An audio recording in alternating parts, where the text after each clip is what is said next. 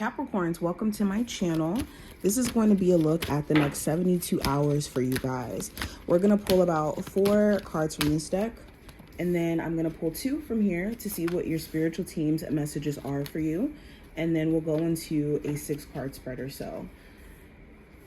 If you're new here and you want to see future readings, you feel as if I resonate with you, make sure you hit the subscribe button as well as the notification bell so you get notified whenever I upload here on the channel.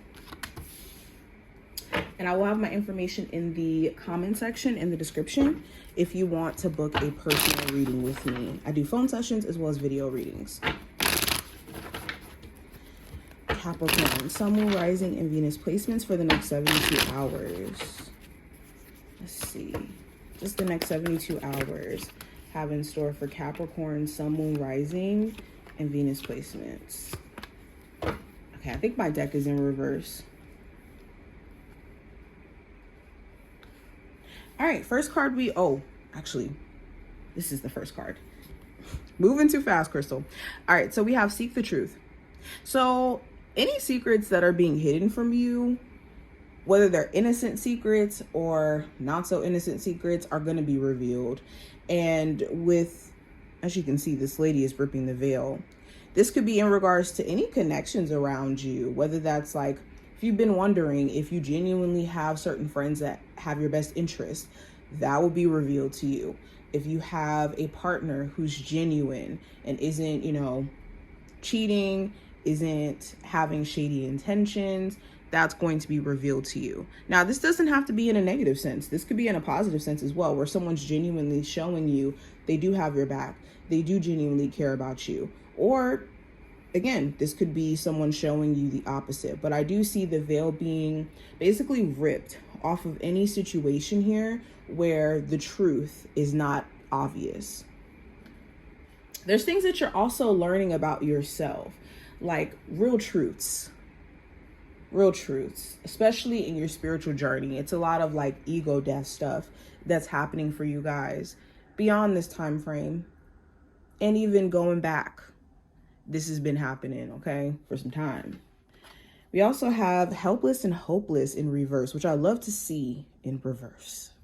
Upright, this would be this belief that there is no hope, that there isn't a light at the end of the tunnel, when there clearly is. But it does call for us to elevate. It does call for us to take the steps to overcome the challenges that we've been going through and to envision higher heights for ourselves. But with this being in reverse, you could be coming out of a space of feeling like you have been in a helpless situation, or that your situation isn't improving. Now, hold on, let me move this down. We also have Rest and Reconsider.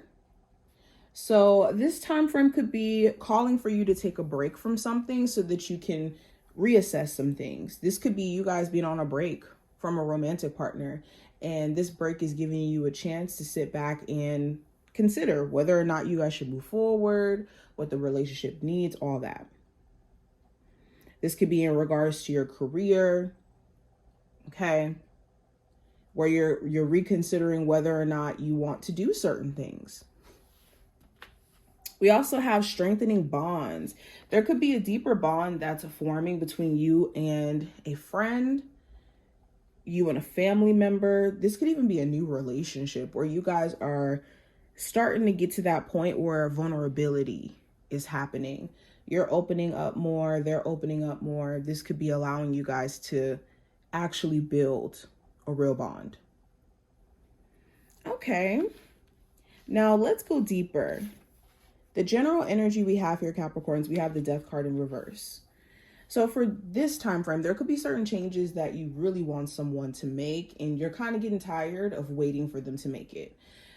This could be in the sense of your partner. There could be certain things you've been complaining to them about for some time, and they don't seem to take that in consideration or hear you out. And that could be something that's really irritating you. This could be changes you personally want to make, where it's like, I want to make this change right now, but something's stopping me. So maybe you want to move, but something's stopping you from doing it in terms of, finances, or the timing. This could be wanting to change your financial situation, but having to wait so that you can transition, things like that. Now, going into career and finance, we have the Seven of Swords. So you could be intentionally staying away from certain coworkers, knowing that they're all drama. They may not really help in terms of you being able to focus on doing your job and you keeping a positive head while doing it. You could also have certain people where you feel like they are a little bit strange, like higher ups that may not tell the truth all the way. They may act like they, are on top of their job, but they're not, but they're always micromanaging you. Those are little annoyances. Let me take a sip of water. The Seven of Swords also talks about being strategic.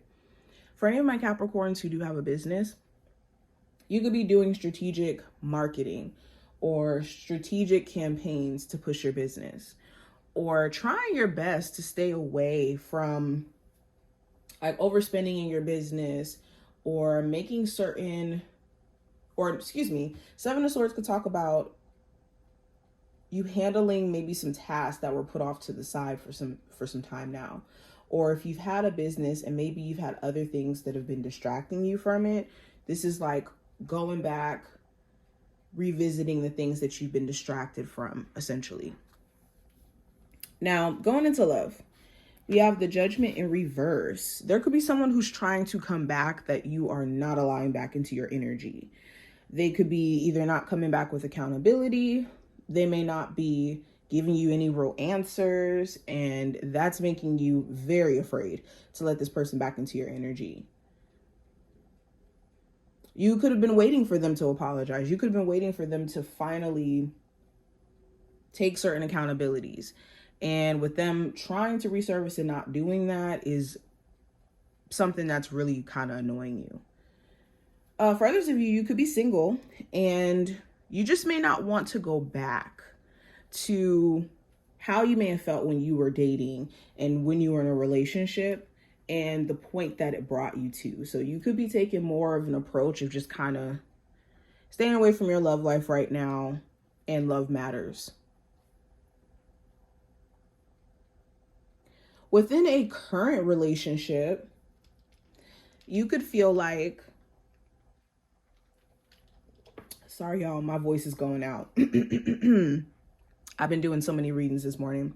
With the Judgment card in reverse, you could feel like your partner doesn't realize how much they have, discounted you or not taken in consideration how you may feel about certain things, and how this has kind of brought you to a point to where you don't really know what to do. Again, there could be certain accountabilities that you really want your person to take in order for you to feel comfortable enough to move forward. Now, advice for this time frame with the Six of Swords in reverse: give yourself peace of mind by not letting yourself mentally fixate on things from the past. Okay, the Six of Swords in reverse talks about like that blockage that's keeping us from moving forward and being at peace with moving forward in our journey.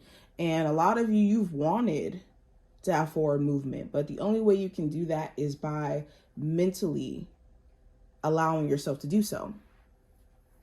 Also, if you're dealing with somebody who's not willing to, again, progress or grow in their own mentality, that's not something you could really push someone into. That's something that they have to personally want for themselves. And recognizing how much of your energy is being poured into trying to do this for somebody in a way where it's almost pulling away from you. Also, when it comes to any travel plans or any moving plans, make sure that you are like double checking things, especially with us being in the midst of the Mercury retrograde. I forgot exactly when it ends. Now, possible challenge. I do have the 10 of Pentacles in reverse. So the challenge could be a family dynamic where you want more togetherness. You would love to be more in communication with a certain family member. For others of you, this could be a co-parenting relationship where it's not really the healthiest. It's not really the most balanced. This could be a long-term relationship where there could be certain things you feel like the relationship, or I guess, what's the word I want to use?